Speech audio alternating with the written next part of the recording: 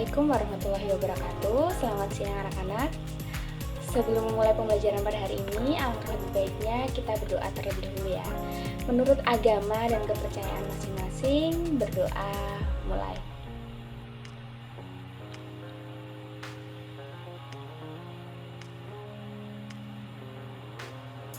Selesai. Oke, untuk pertemuan hari ini, Ibu akan melanjutkan pemaparan pada minggu sebelumnya mengenai materi bab 2, yaitu sistem pemerintahan di Indonesia. Yang mana pada pertemuan sebelumnya, kita sudah membahas mengenai subtema yang pertama, yaitu hakikat sistem pemerintahan. Nah, untuk pertemuan minggu ini, Ibu akan memaparkan materi subtema yang kedua, yaitu pelaksanaan sistem pemerintahan di Indonesia. Oke, langsung saja ya. Yang pertama kita akan membahas mengenai kelebihan dan kelemahan sistem pemerintahan di Indonesia. Seperti yang kita ketahui, semua pasti ada kelemahan dan kelebihannya masing-masing. Nah, yang pertama kita akan membahas mengenai kelebihan sistem pemerintahan di Indonesia terlebih dahulu. Nah, apa aja sih kelebihan sistem pemerintahan di Indonesia itu? Nah, yang pertama itu adanya pernyataan bahwa Indonesia adalah negara berdasar atas hukum dan sistem konstitusional. Artinya, memberikan kepastian hukum dan supremasi hukum dalam penyelenggaraan pemerintahan negara. Nah, yang kedua, MPR terdiri atas anggota DPR dan anggota DPD. Dapat memberhentikan presiden dan wakil presiden dalam masa jabatannya menurut Undang-Undang Dasar Negara Republik Indonesia tahun 1945. Nah, yang ketiga, jabatan eksekutif dan presiden tidak dapat dijatuhkan oleh DPR atau sebaliknya, presiden tidak dapat membubarkan DPR. Nah, yang keempat, jalannya pemerintahan cenderung stabil, tidak terjadi krisis kabinet sebab menteri diangkat, diberhentikan, dan bertanggung jawab pada presiden. Nah, yang kelima, presiden dapat mengendalikan seluruh penyelenggaraan pemerintahan dan mampu menciptakan pemerintahan yang kompak dan solid. Nah, selanjutnya kita akan membahas kelemahan sistem pemerintahan di Indonesia.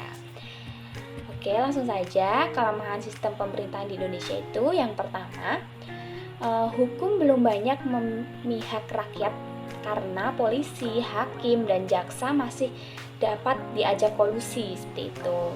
Nah, yang kedua, keputusan MPR dan DPR masih mengikuti politik rezim yang berkuasa. Nah, yang ketiga, pengawasan rakyat terhadap pemerintah lemah sehingga eksekutif lebih dominan daripada legislatif. Yang keempat, jika para menteri tidak jujur, bersih, dan profesional, maka program pemerintah tidak berjalan secara efektif dan tidak berpihak pada rakyat sehingga KKN merajalela. KKN itu apa sih? KKN itu adalah kolusi, korupsi, dan nepotisme. Selanjutnya yang kelima, terjadinya pemutusan kekuasaan negara pada satu lembaga yaitu presiden. Nah, yang keenam, peran pengawasan dan perwakilan DPR masih lemah seperti itu. Oke, selanjutnya kita akan membahas mengenai periode perkembangan sistem pemerintahan di Indonesia. Nah, periode perkembangan sistem pemerintahan di Indonesia itu dibagi menjadi 5. Yang pertama, ada sistem pemerintahan masa awal kemerdekaan. Yang kedua, sistem pemerintahan Republik Indonesia Serikat. Yang ketiga, sistem pemerintahan berdasarkan UUDS 1950. Yang keempat, sistem pemerintahan kembali pada Undang-Undang Dasar Negara Republik Indonesia tahun 1945.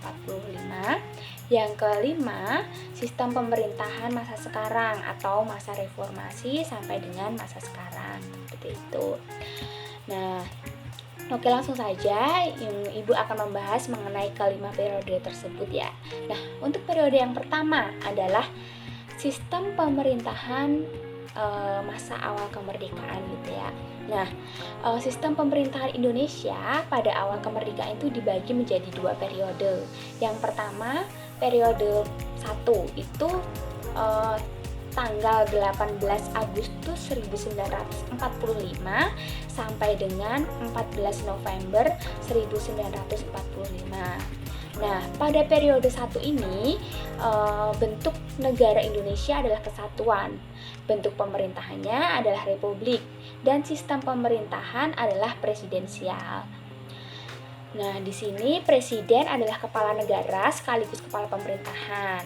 Sedangkan pelaksana sistem ini tidak berlangsung lama dikarenakan lembaga negara yang berdasarkan Undang-Undang Dasar Negara Republik Indonesia tahun 1945 belum terbentuk sehingga kekuasaan presiden masih sangat luas. Kemudian untuk periode yang kedua itu pada tanggal 14 November 1945 sampai dengan 27 Desember 1949.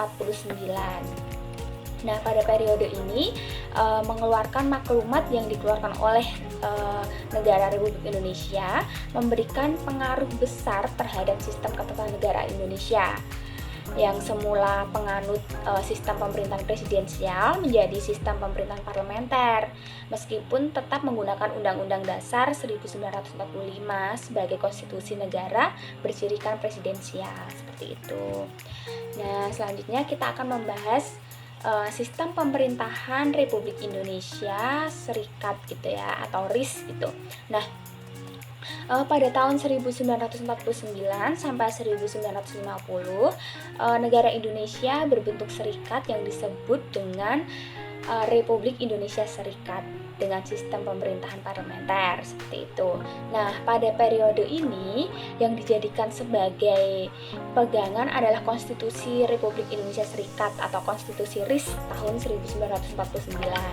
Nah, berdasarkan konstitusi ini, bentuk pemerintahan yang berlaku adalah republik. Nah, ciri republik diterapkan ketika berlangsung pemilihan Insinyur Soekarno sebagai Presiden RIS, sedangkan Dr. Andes Muhammad Hatta sebagai Perdana Menteri seperti itu. Nah, sedangkan pelaksanaan pemerintahan berdasarkan konstitusi RIS ini tidak berjalan dengan baik karena negara Republik Indonesia Serikat bukanlah cita-cita bangsa Indonesia. Nah, oleh karena itu kemudian muncul tuntutan untuk kembali ke bentuk negara kesatuan. Nah, akhirnya pada tanggal 15 Agustus 1950 ditetapkan UUDS 1950 yang merupakan perubahan dari konstitusi RIS. Nah, perubahan konstitusi RIS menjadi Undang-Undang Dasar Sementara 1950 atau UUDS 1950 tertuang dalam Undang-Undang Nomor 7 Tahun 1950 tentang perubahan konstitusi sementara RI menjadi UUDS 1950 RI sebagai dasar bangsa Indonesia dalam menjalankan pemerintahan yang baru pada masa itu, seperti itu. Nah, selanjutnya kita akan membahas sistem pemerintahan berdasarkan UUDS 1950. Oke, pada tahun 1950 sampai 1959, pemerintahan Indonesia menggunakan Undang-Undang Dasar Sementara atau UUDS 1950 yang ditetapkan pada tanggal 15 Agustus 1950 dan mulai berlaku tanggal 17 Agustus 1950. Nah, bentuk negara kembali menjadi negara kesatuan dengan sistem pemerintahan parlementer. Seperti itu. Nah, kabinet dipimpin oleh Perdana Menteri yang bertanggung jawab langsung kepada parlemen seperti itu. Nah, pada masa ini kemudian sering terjadi pergantian kabinet karena adanya mosi tidak percaya DPR. Nah, pada waktu itu juga terdapat konstitusiante yang bertugas membuat undang-undang dasar baru sebagai pengganti UUDS 1950. Nah, untuk menghindari krisis pemerintahan yang berlarut-larut, kemudian Presiden mengeluarkan keputusan yang dikenal dengan nama Dekret Presiden 5 Juli 1959 yang berisi 1. Menetapkan pembubaran konstitusiante. Yang kedua, menetapkan Undang-Undang Dasar Negara Republik Indonesia tahun 1945 berlaku lagi bagi bangsa Indonesia dan tidak berlakunya Undang-Undang Dasar sementara 1950. Yang ketiga, pembentukan MPRS dan DPAS dalam waktu yang singkat. Oke, selanjutnya kita akan membahas sistem pemerintahan kembali pada Undang-Undang Dasar Negara Republik Indonesia tahun 1950. Nah, dengan dikeluarkannya Dekret Presiden 5 Juli 1950, negara Indonesia kembali menjadi negara kesatuan dengan menggunakan Undang-Undang Dasar Negara Republik Indonesia tahun 1950. Nah, kemudian sistem pemerintahan negara Indonesia pada masa ini kembali kepada Undang-Undang Dasar Negara Republik Indonesia tahun 1950, kemudian diklasifikasikan menjadi 2 periode seperti itu. Nah, periode yang pertama itu Orde Lama. Nah, itu pada tanggal 5 Juli 1959 sampai dengan 11 Maret 1966. Nah, pada masa ini seharusnya menggunakan sistem pemerintahan presidensial, tetapi dalam pelaksanaannya terjadi penyimpangan atas sistem pemerintahan sebagaimana tercantum dalam Undang-Undang Dasar Negara Republik Indonesia tahun 1945 seperti itu. Nah, kemudian periode yang kedua adalah Orde Baru gitu ya. Nah, Orde Baru ini itu berlaku pada tanggal 11 Maret 1966 sampai dengan 21 Mei 1998.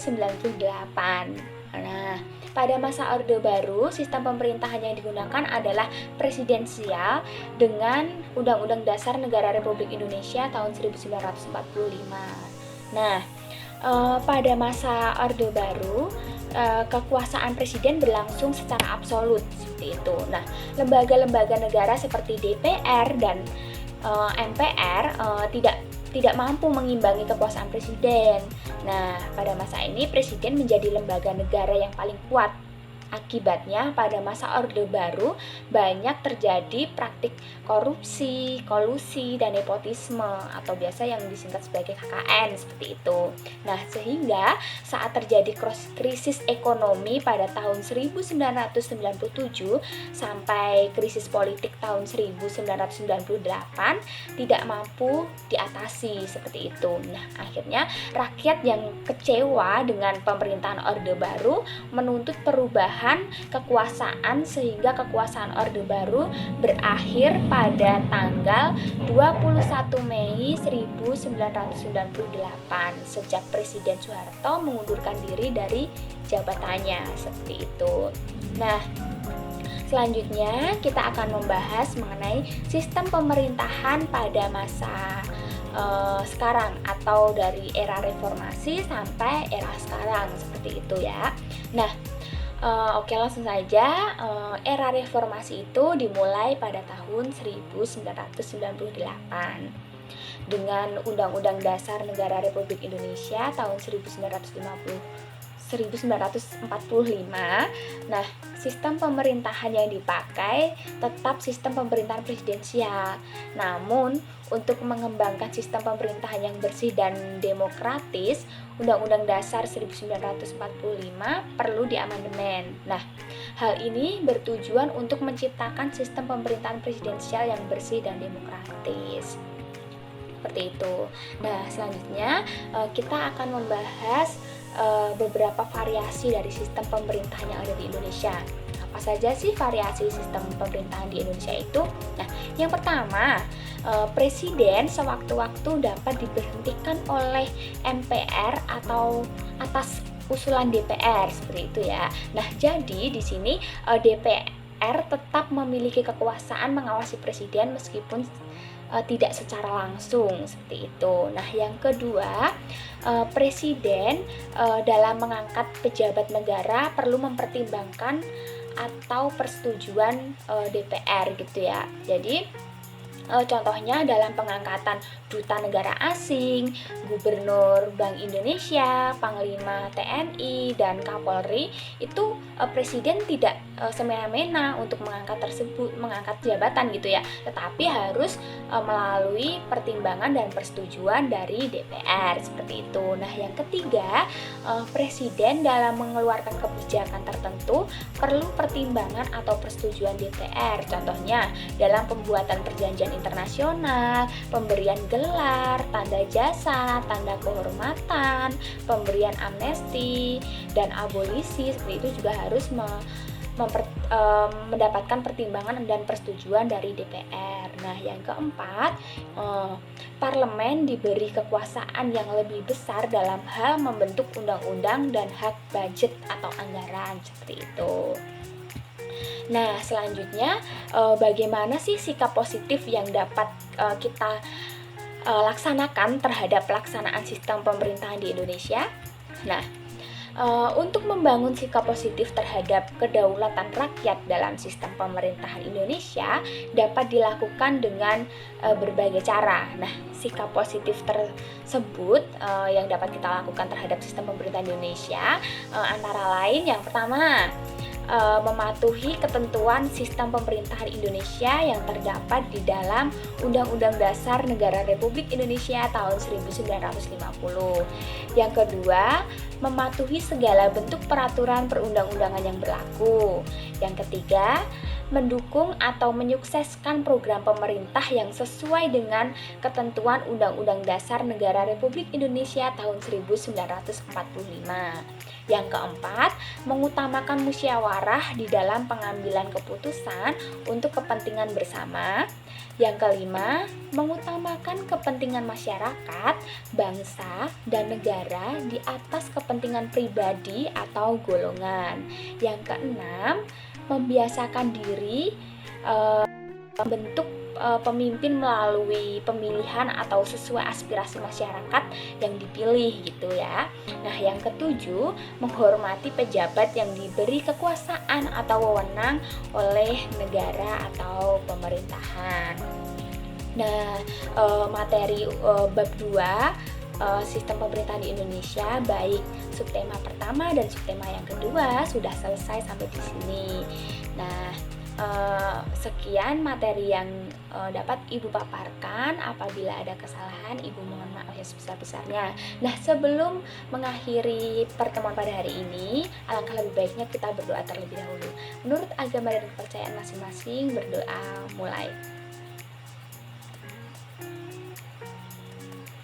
Selesai. Sekian, terima kasih. Wassalamualaikum warahmatullahi wabarakatuh.